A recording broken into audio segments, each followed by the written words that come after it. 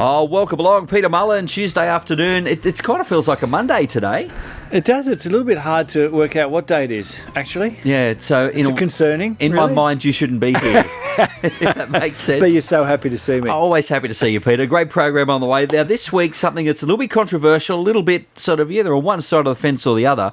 Should we be drinking milk, and if not, some alternatives? Yeah, look, absolutely. And it is a bit of a contentious issue, particularly around things like calcium. So I thought it'd be a good topic just to, bring to light, give my opinion on, and people can either take it or not. Take it or agree. Peter, you ready for us to talk about milk today? I am. Well, look, I think one of the challenges is we've really only had the milk's only been really on in the force since we've had refrigeration in the early 50s. Prior to that, it wasn't a food group that everybody had great access to, unless you really had a cow. And if you did, then the milk was all like raw milk, unpasteurised, etc., etc. It's sort of really since the advent of the dairy, and it is a controversial issue because it's really since the advent of the dairy industry and basically, particularly looking at calcium content of milk or recommending milk as a calcium source, that there's sort of been this concept that dairy food is actually one of the five food groups. So it's, like you said, a fairly recent thing that it's got squeezed in there. Evolutionary-wise, it wasn't something that played a major part in our diet. So, it's not. I don't think it's. But the major reason, getting back to the point, the major reason why I often recommend to patients, particularly if they've got health issues, to stop milk is always on the proviso of let's just cut it out. Let's see if your symptoms improve. If your symptoms improve when you're not having dairy, then obviously it's not good for you. Okay, so it can be an individual thing as well, absolutely. To a point. Look, absolutely. Like 2/3 of the world's Asian and African population don't seem to be able to tolerate milk well at all. So there could be well, there obviously is something genetic there as well. Predisposition. And it's with milk. Like one of the challenges I've got with milk is the first thing is the lactose for some people. Now, some people can be what's called lactose intolerant, and lactose is the sugar in milk. And what happens with lactose is if you don't produce enough enzyme called lactase in your small intestinal tract to break the lactose into its fraction parts, which is glucose and galactose, to be absorbed, the large lactose-type molecule ends up in the bowel where it's fermented by bacteria, and that creates a lot of the symptoms associated with lactose intolerance, which is bloating, gas, diarrhea, irritable bowel type stuff. All the fun stuff. Unless you're on the receiving end of that Absolutely. Fun stuff. Now, there are a couple of proteins in milk that you're a bit concerned about as well, Peter. Yeah, and it depends on the type of cow as well. Some of the older versions of cows, their protein possibly is a bit easier to digest than the newer strains of cows. So what can you just explain that a little bit further for us? So like the newer breeds that we're creating. Yes, so the like further away from something that's natural, the more complications we have. Yeah. So the Jersey cows, and the A2 type milk, the proteins in that seem to be easier for some people to digest.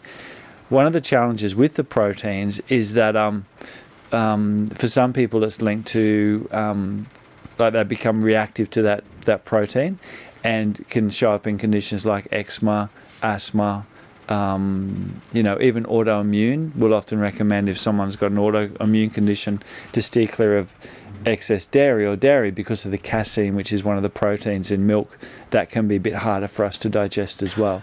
The third thing that's got some concern from you, Peter, is also that the hormones that are found in milk. What's in there from that point of view?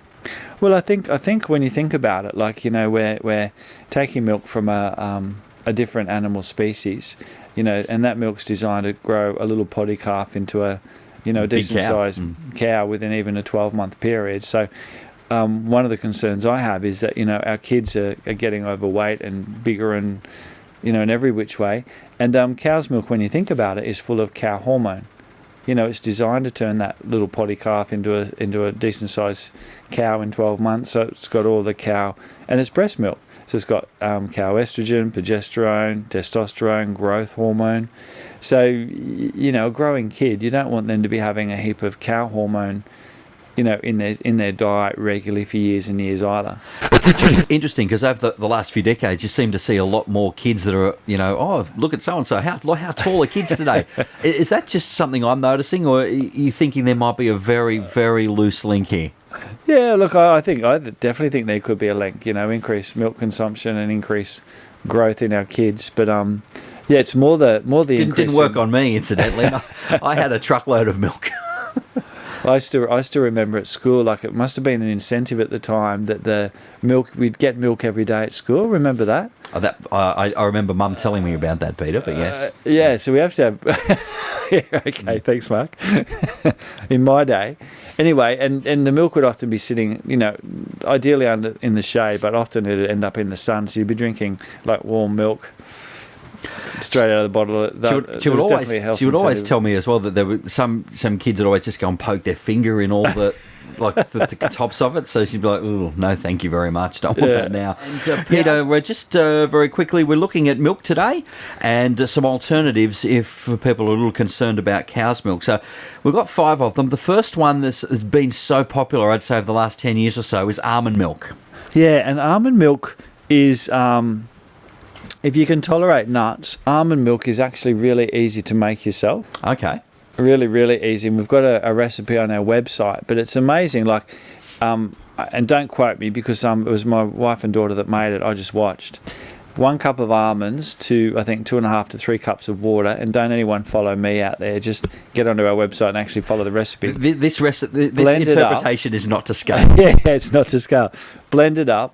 And then strain through a nut bag. A nut bag's like a calico bag that you just squeeze it and it all comes out. And I think we made something like 2.5, nearly 3 litres of my goodness almond milk. Is that right? Yeah. And you can put a little bit of vanilla in it if you want to have a little bit of a vanilla flavour. To sweeten it up a bit. You can blend a date in it as well. And then it will last in the fridge for a few days. Yeah. So it's probably the healthiest. That was your phone, Peter, not mine. Turn your phone off. Come on. Sorry about that. So that's a nice homemade almond milk that's there. Yeah. So then that's probably the best way. But have a think about this too. It's a little bit of a Western concept that we even have to have a cereal with a wet cereal for breakfast. Yeah. Yeah. Nobody else does it. In some respects, no other cultures in the world do it. They have, fish and vegetables or chicken and vegetables. So it is a Western concept, this whole idea. Although then again, then you've got tea and coffee. And then milk as just a drink on its own. Yeah. So there's that whole side of it too. Yeah. Well, the good thing is now you can do your almond milk coffees if you're out, if you drink coffee. Coconut milk is another great alternative for cooking, and it's come a lot more back into vogue. And also to low in carbs and kilojoules, but contains your saturated fats as well. So coconut's actually a really good source of and more calcium than other alternatives as well. So coconut's a good alternative as well. Do you have any concerns about either almond or coconut milk? Look, fresh almond milk that you make yourself, I'm 100% on board with. Coconut milk that's not been too processed. Mm-hmm. I do recommend like an unsweetened almond milk to people, like in the UHT or the long life sort of packets. I'm a little bit dubious about how that's actually all made and processed, but at this stage I'd probably still recommend that as opposed to even having milk. But the other thing, talking about coconut is coconut water, being used and made into smoothies. So the old coconut's got a bit of a revamp lately from a health point of view. I was a bit sort of on tenterhooks there. I thought you were going to get down on my coconut water. I do love it. Yeah, coconut water, and that's it's like an electrolyte formula. So, probably a better breakfast for a lot of people to get away from sugary cereals is to use your coconut water and make up a smoothie. And you can chuck your almonds in that, your green things, your half a banana. Your green things. Your green leafy bits. Yep. Some maca powder, which is an awesome superfood that I really like, and a couple of other things as well. So that would probably be a good alternative from a breakfast point of view.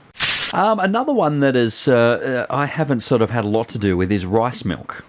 Yeah, rice milk. Again, if you're suffering from food allergies or food intolerances, and you want to use a milk alternative, then if you can get an unsweetened rice milk, that's at least going to be least reactive.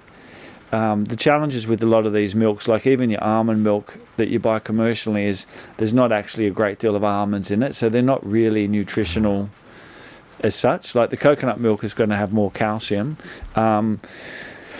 Rice milk, it's probably not as good as some of the other ones. It's naturally higher in a bit of sugar and lower in protein and calcium, although it's also low in fat and saturated fat. So rice milk I'd recommend if you really desperately wanted to have something to wet your cereal with, but it's low reactive, but there's not a great deal of health benefits to it. Gotcha.